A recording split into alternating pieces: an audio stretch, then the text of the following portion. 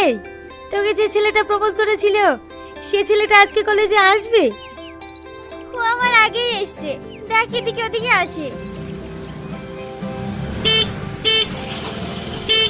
Hey, are you blind? দেখাতে পারো না? গাদা খোদা।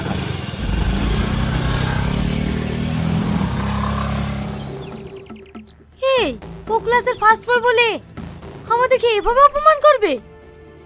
আমি ওটাই ভাবি। আচ্ছা জোসনা, আমি দেখতে খারাপ ওই জন্য কেউ আমাকে সহ্য করতে পারে না? তোরা ভুল বলছিস, ও কোনো মেয়েকে পাত্তা দেয় না। চল।